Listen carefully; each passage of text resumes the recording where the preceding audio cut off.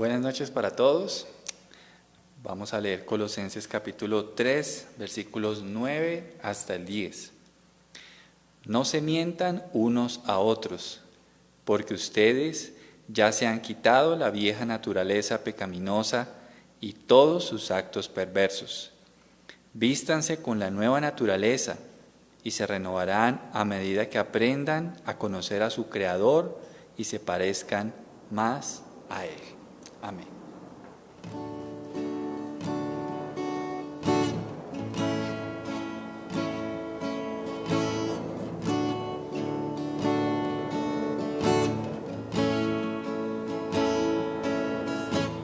Por amor te ofreciste a la cruz por mí.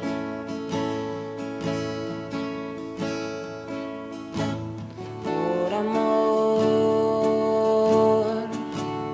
fuiste presa del dolor por mí.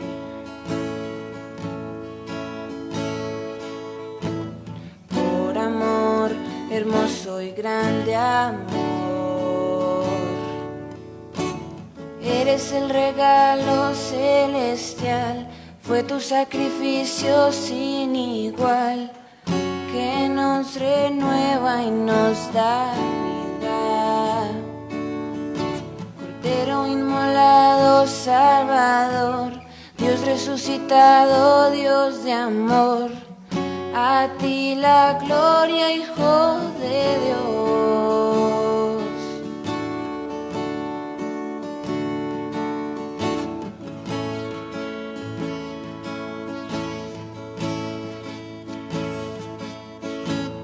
Por amor, ahora vivo en libertad por ti.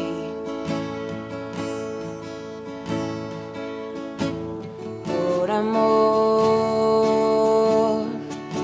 tengo futuro, tengo vida en ti.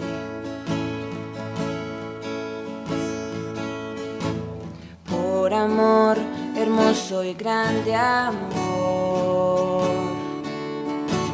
eres el regalo celestial, fue tu sacrificio sin igual, que nos renueva y nos da vida. Cordero inmolado, Salvador, Dios resucitado, Dios de amor, a ti la gloria, Hijo de Dios.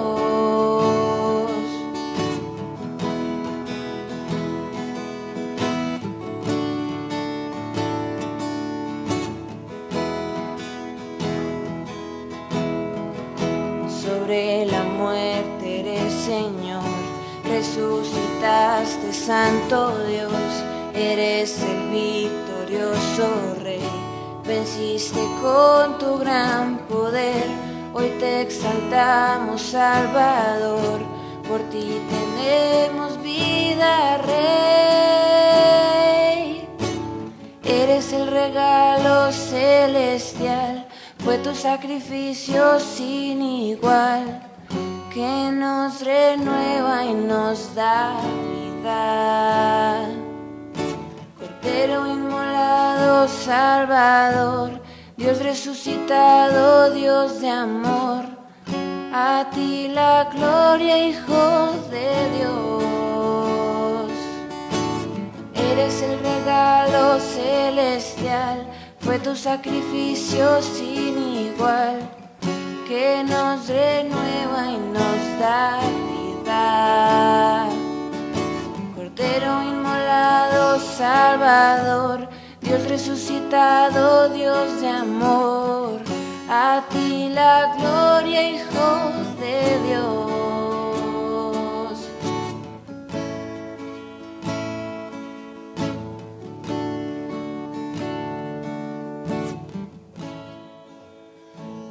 Señor, te damos gracias en esta noche, Señor. Tú eres ese Cordero, Señor, resucitado con gran gloria, Señor. Por medio de ti tenemos vida, Señor. Por medio de ti podemos acceder al Padre Celestial. Damos gloria a ti, Señor. Damos gloria porque podemos tener confianza para acercarnos a Dios. Gracias, Señor. Gracias, Señor. Gracias por tanta bendición que nos has dado, Señor. Dios mío, en esta hora, Señor, queremos bendecir tu nombre. Declarar, Señor, que tú eres Rey sobre nuestras vidas. Declarar, Señor, que tú gobiernas, Señor, en todos nuestros aspectos. Que somos tus siervos, Señor. Que vivimos para ti, Señor. Que hemos sido rescatados, Señor, para vivir para ti, Señor. Dios, pone este querer como el hacer en cada corazón de mis hermanos, en el mío, de poder ser tus siervos, Señor, de poder entregarnos por completo, sin reserva, Señor, a ti, mi gran Dios. Bendice a mis hermanos en esta noche, bendice a sus familias, Señor. Padre, aquellos que están en este momento en un quirófano pasando por una cirugía, te rogamos, Señor, que sea tu mano de bendición, de sanidad con ellos, Señor. Aquellos que han perdido un ser querido, Señor, te ruego que les consueles, Señor, que les fortalezcas, Padre. Bendito Dios, solo tú eres suficiente en medio de todo lo que vivimos a diario, Señor. Tú eres nuestra plenitud. Te ruego, Señor, que bendigas a cada hermano de la iglesia, porque solo tú conoces a profundidad situaciones que cada uno pasa, Señor. Pero te ruego, Dios, que tu grandeza sea con ellos, tu misericordia, tu poder, tu gracia, tus milagros, tu favor, Señor. Padre, pongo en tus manos esta breve reflexión de esta noche y guíanos, Señor, hacia todo lo que es agradable a ti, Padre. En el nombre de Jesús oramos. Amén y amén. Amén. Muy bien, muy buenas noches para todos. Es un gusto saludarles, Dios les bendiga. Es un privilegio nuevamente poder llegar a sus casas por medio del internet. Damos gracias al Señor porque nos ha sostenido durante todo este tiempo. Damos gracias al Señor por su fidelidad, por su iglesia, por su amor. Dios los bendiga, espero que todos se encuentren muy bien en casa. Están en nuestras oraciones. Quiero invitarle para que no dejemos de orar los unos por los otros, no dejemos de apoyarnos en esa intercesión, en ese ruego al Señor para que ayude a cada miembro de la iglesia y a cada familia. Amén. Para los que no me conocen, me presento, mi nombre es Juan Carlos Bermúdez, sirvo por la gracia de Dios como pastor en la iglesia Bíblica Berea junto a mi familia y a algunos hermanos que también están involucrados en el servicio. Quiero recordarles nuestros horarios, estamos todos los domingos a las 10 de la mañana.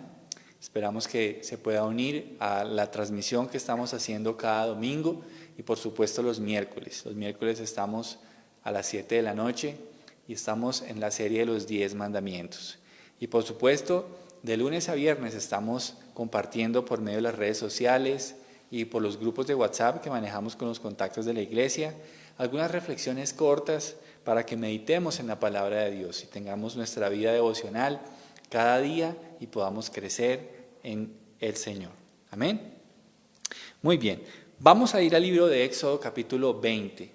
Éxodo capítulo 20, versículo 16. Así que le invito a que abra su Biblia en este libro del Antiguo Testamento que se llama Éxodo. Vamos a ir al capítulo 20, versículo 16. Dice allí la Escritura: no des falso testimonio contra tu prójimo. Voy a volverlo a repetir. No des falso testimonio contra tu prójimo. Este mandamiento se relaciona con el momento en que un testigo tuviera que testificar sobre alguien que era acusado de un delito. Todo esto giraba en torno a esa situación de personas que tuvieran que testificar contra alguien que se había acusado de cometer algún crimen o algún delito. Conozcamos cómo era el sistema de juicio que Dios establecería para ellos. En primer lugar, se establecía que sin testigos no se podía acusar a alguien, tenía que haber unos testigos. Y esa cantidad de testigos era mínimo de 2 o más para poder acusar a alguien de algo. Mire lo que dice Deuteronomio 17, versículo 6. Sin embargo, nunca le quites la vida a nadie por el testimonio de un solo testigo. Siempre tendrá que haber 2 o 3 testigos. Esta era la orden del Señor, que no se fiaran por el testimonio de un solo testigo, sino que hubieran 2 o 3, para que pudieran presentar sus testimonios y testificar, bien sea en contra o a favor del acusado. Por eso era tan importante este mandamiento que el Señor está entregando en el capítulo 20, porque era necesario que el testigo fuera alguien honorable y que tuviera muy claro que su testimonio debía ser verdadero. Hace ya algunos meses atrás que hemos estado hablando de esta serie de Éxodo, veíamos cómo hay un momento en el que Moisés tiene que delegar los asuntos en medio del pueblo y coloca a algunos líderes sobre alguna cantidad de personas y él dice que ya los casos más graves se los lleven a él para juzgar. Todo esto era con el fin de mantener el orden en medio del pueblo.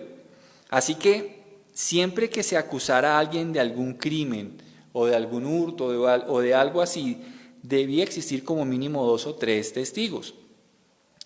Quiero que me acompañe a Éxodo 23 y quiero que notemos que allí nos empieza a relatar, por ejemplo, en el versículo 1 nos muestra cómo el testigo no debía ser cómplice de gente malvada.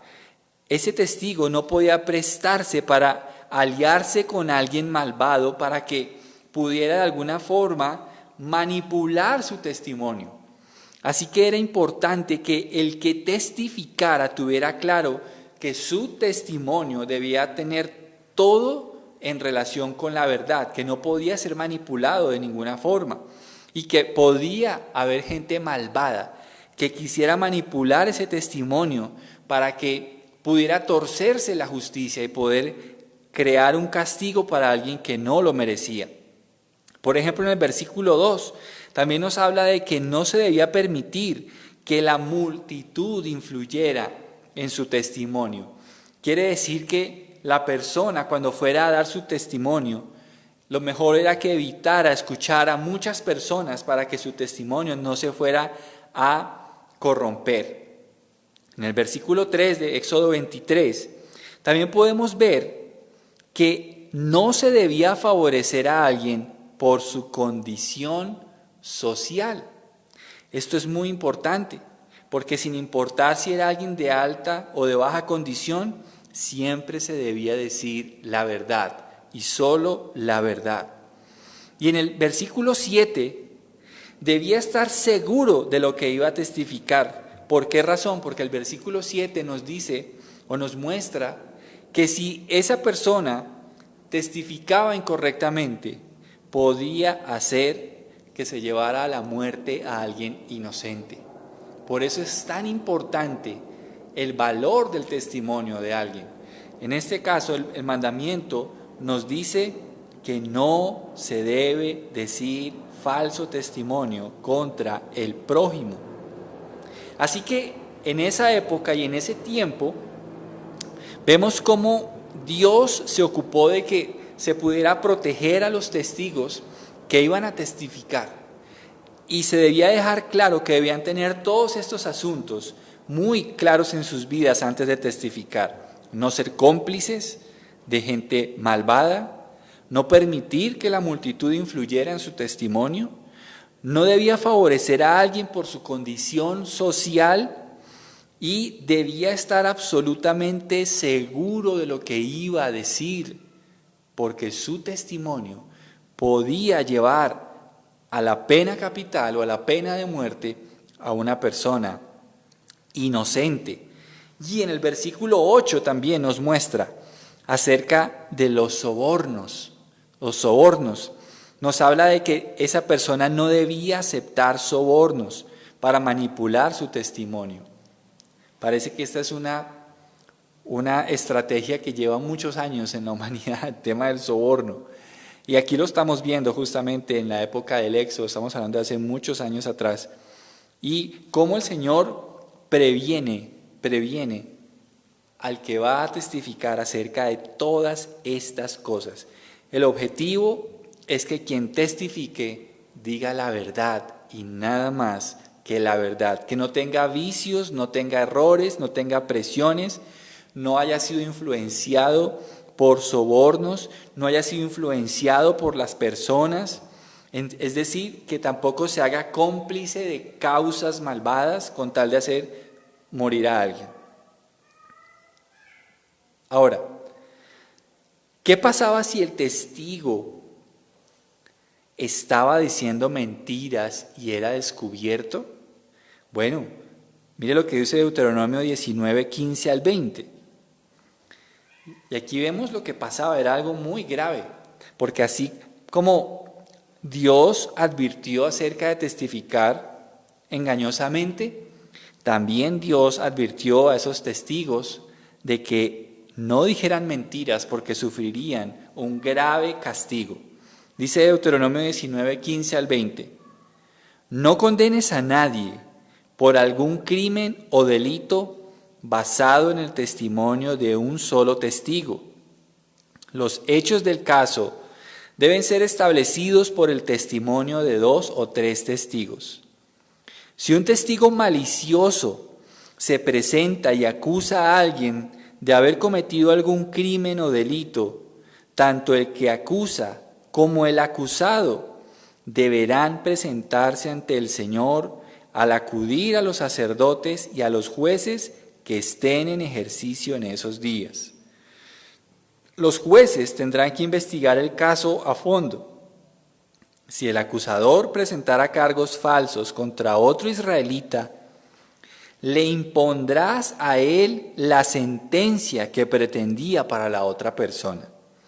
De ese modo, limpiarás esa maldad que hay en medio de ti. Entonces el resto del pueblo se enterará del caso y tendrá temor de cometer semejante maldad. Mire cómo el Señor respalda el tema de la autoridad judicial. Y me gusta mucho porque estos libros nos muestran la base de muchas de las cosas que funcionan en nuestra sociedad actual. Por ejemplo, el gobierno, el matrimonio, la familia, la fe en Dios. Y aquí estamos hablando acerca de la autoridad judicial. Mire, por ejemplo, lo que dice, tanto el que acusa como el acusado deberán presentarse ante el Señor.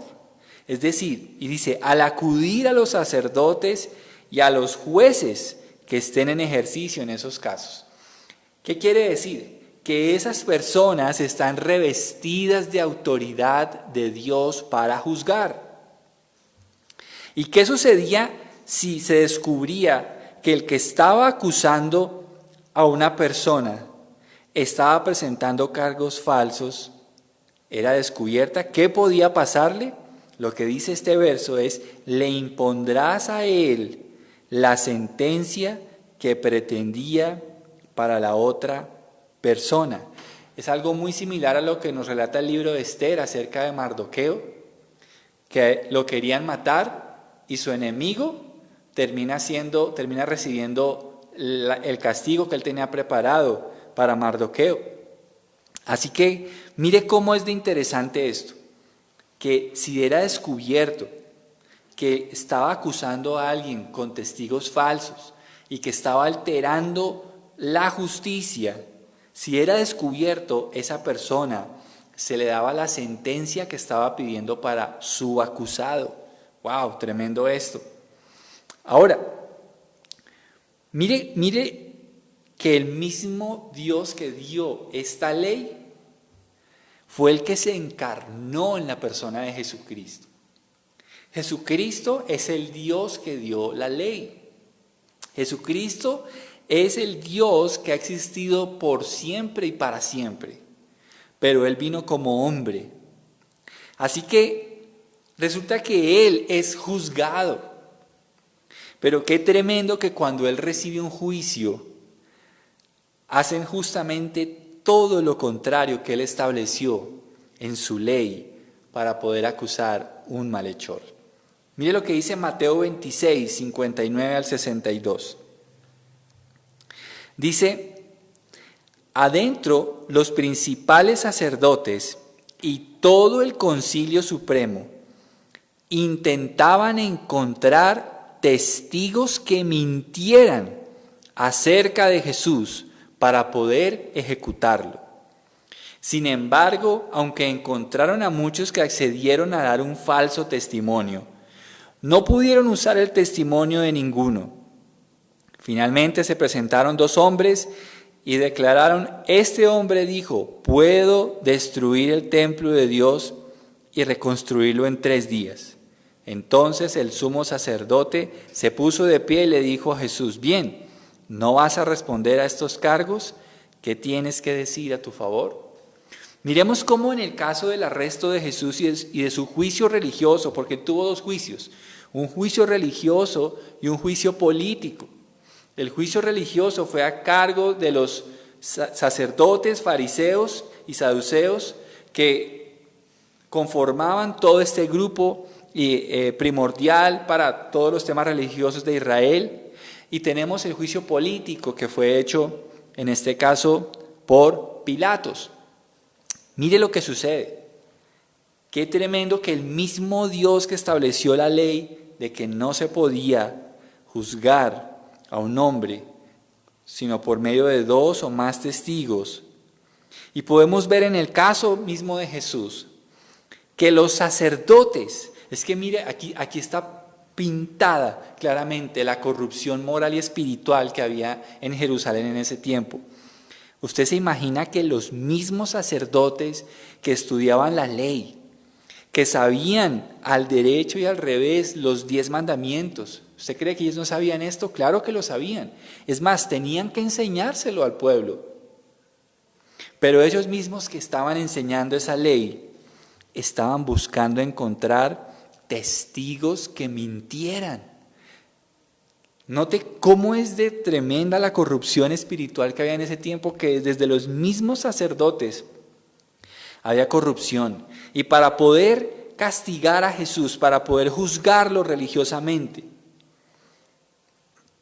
entonces ellos buscan testigos falsos. No pudieron encontrarlos, no pudieron encontrar, aunque sea 2 que se pusieran de acuerdo en poder acusarlo de algo, no pudieron. Ellos violaron todas las normas para poder acusar a nuestro Señor Jesucristo.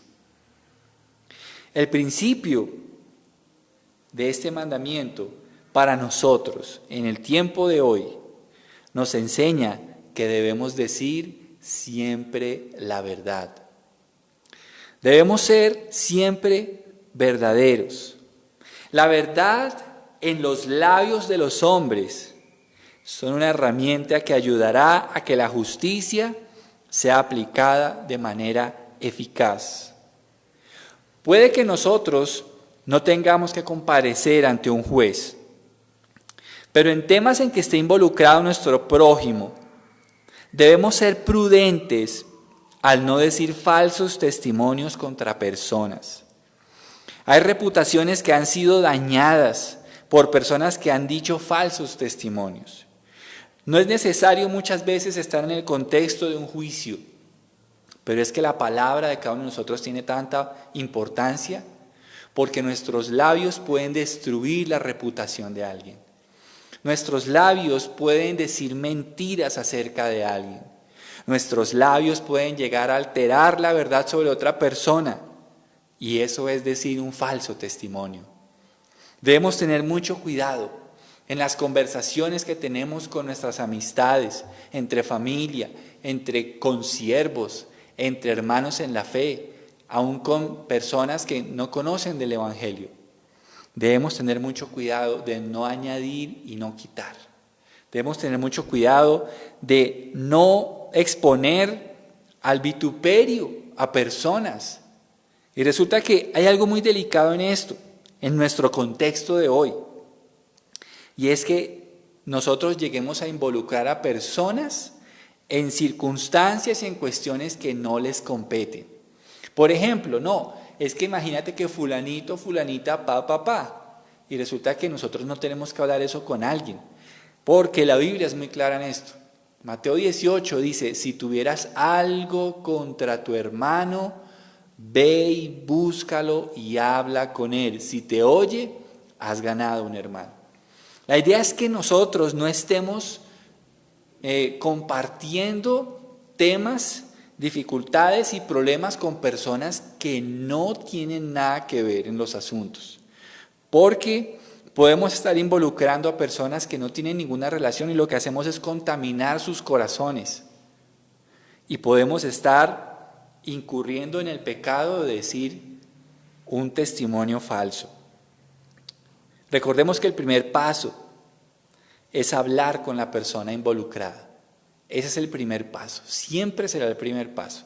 Si tenemos algo contra alguien, alguna queja contra alguien, vamos a hablar con esa persona. ¿Qué pasa?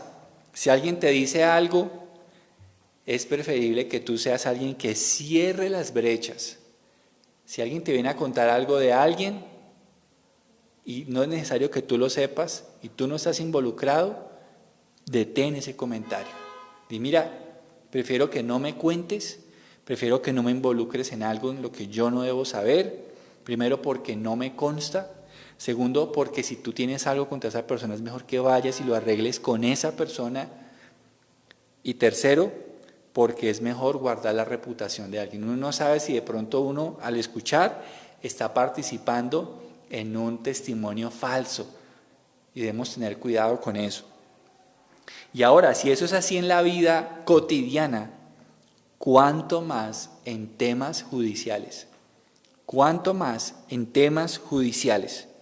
Debemos tener mucho cuidado en el caso de que llegáramos a ser citados como testigos en algún caso y tener muy en cuenta lo que inclusive el Señor nos habló en Éxodo capítulo 23. No permitir que un malvado altere nuestro testimonio.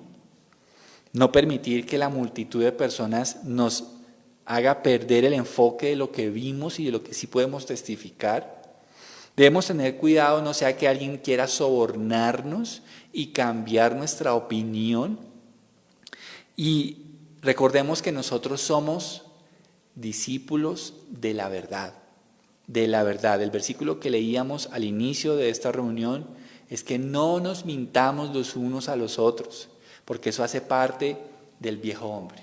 Así que, mis hermanos, en esta noche hemos hablado acerca de hablar la verdad, de decir la verdad, de no decir falso testimonio contra nuestro prójimo, que nunca seamos hallados involucrados entre aquellos que dicen mentiras, entre aquellos que destruyen reputaciones sin constar nada de lo que dicen.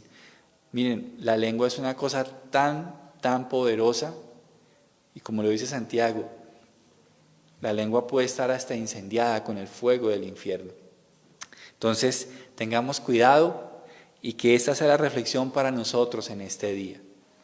Cuidemos lo que decimos de otras personas, que siempre sea verdadero.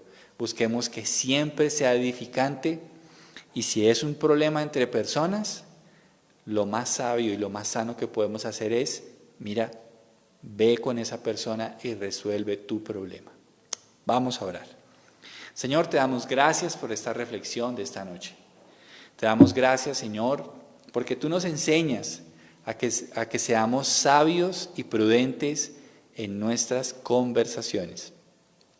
Gracias, Señor, porque tú nos hablas de la importancia de decir siempre la verdad y de no permitir que nada altere nuestra percepción, Señor, de las cosas que han sucedido.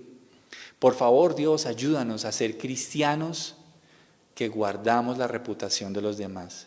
Ayúdanos, Señor, a huir del chisme, a huir de la murmuración, a huir inclusive de estrategias de personas que se ponen de acuerdo para dañar la reputación de otra sin ningún fundamento verdadero. Señor, pero ayúdanos a ser personas que están siempre motivando a las personas a decir la verdad. Ayúdanos a ser personas en este tiempo que cuando vengan a decirnos algo de alguien, digámosle, mira, si yo no estoy involucrado en eso, mejor ve y habla con esa persona directamente y trata en lo posible de arreglar el problema. Gracias, Señor. Líbranos y perdónanos si en algún momento no hemos sabido guardar nuestro oído y nuestro corazón ante comentarios de otras personas. Pero también ayúdanos, Señor, en el momento en el que, si es tu voluntad, tengamos, Señor, que comparecer ante una autoridad y tengamos que testificar. Ayúdanos a decir la verdad y nada más que la verdad. Señor, gracias porque a pesar de que tú diste esta ley, Dios, tú fuiste juzgado religiosamente usando testigos falsos y muchos otros métodos ilegales de ese tiempo, Señor. Sin embargo, Señor, tu muerte justifica por gracia al que ha mentido y al que ha engañado y al que ha vituperado. Gracias por tu perdón obtenido en la cruz del Calvario. En el nombre de Jesús oramos. Amén y amén. Muy bien, mis amados hermanos. Dios les bendiga. Estamos en contacto, nos estamos hablando. Deseo que tengan un feliz resto de noche y estamos en contacto en estos días. Dios los bendiga.